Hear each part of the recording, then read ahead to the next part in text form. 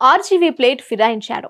ఇన్ని రోజులు విమర్శించిన వారికే శుభాకాంక్షలు చెప్తూ అందరిని ఆశ్చర్యానికి గురి చేశారు. మనసుకి ఏదనిపిస్తే అది ముక్కుసూటిగా చెప్పే మనిషి ఇప్పుడు ప్లేట్ ఫిరాయించి మాట్లాడుతున్నారు.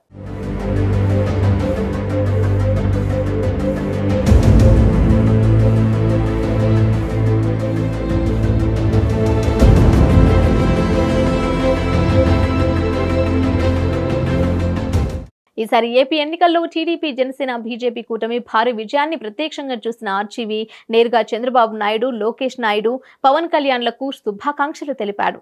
నిజానికి ఎన్నికల ముందు రామ్ గోపాల్ వర్మ ఆ ముగ్గురు నాయకుల గురించి చేసిన కామెంట్లను ప్రజలింకా మర్చిపోలేదు.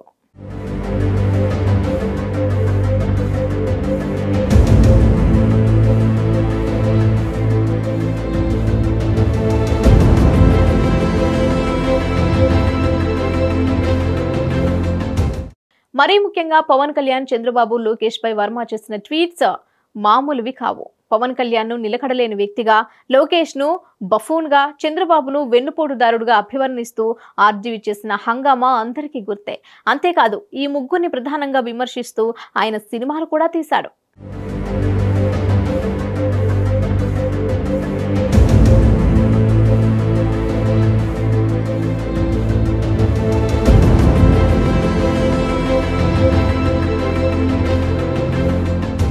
కట్ చేస్తే ఇప్పుడు వైసీపీ ఘోరంగా ఓడిపోయింది. కోలుకోలేని దెబ్బ పడింది. టీడీపీ, జనసేన కూటమి గెలిచింది. ఇక వైరి వర్గాలతో చాలా కాలం పాటు రకరకాల వివాదాల్లో తలదూర్చిన ఆర్జీవీ ఎట్టికెలకు ప్రత్యర్థుల విక్టరీని జీర్ణించుకునే పనిలో పడ్డాడు. వర్మ మునుపటిలా దూకుడు ప్రదర్శించలేదు. చాలా సింపుల్ గా కంగ్రాట్స్ చెప్తూ లోకేష్, పవన్ అంటూ విశేష్ తెలిపారు.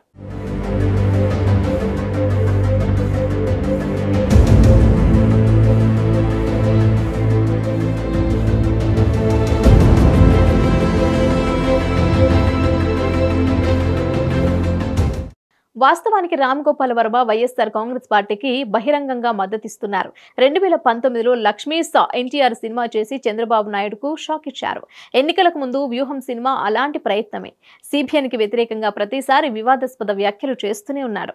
ఏ అవకాశం దొరికినా పవన్ కళ్యాణ్ ను ఎగతాళి చేస్తాడు. అన్ని వేళలా పవన్ అభిమానులతో ఆన్లైన్ వార్లో పాల్గొంటాడు.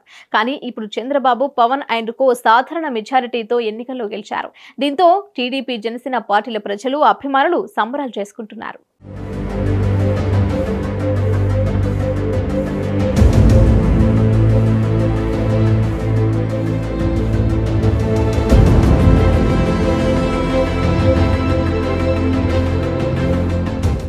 ఇక ఇంతలోనే కూటమి గెలుపుతో ఆర్జీవీ కూడా విజేతలకు శుభాకాంక్షలు చెప్పాడు.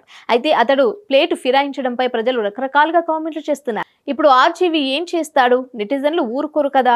మరీ ముఖ్యంగా టీడీపీ, జనసేన కార్యకర్తలు అస్సలు తగ్గరు కదా అనే సెగనే ఫేస్ చేస్తున్నాడు వర్మ.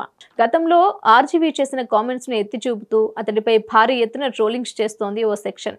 ఇలాంటి ట్రోల్స్ వర్మకు కొత్త కాదు. కాకపోతే ఈసారి దారుణంగా ఉంది పరిస్థితి. వీటిని అతడు ఎలా ఫేస్ చేస్తాడనేది చూడాలి మరి.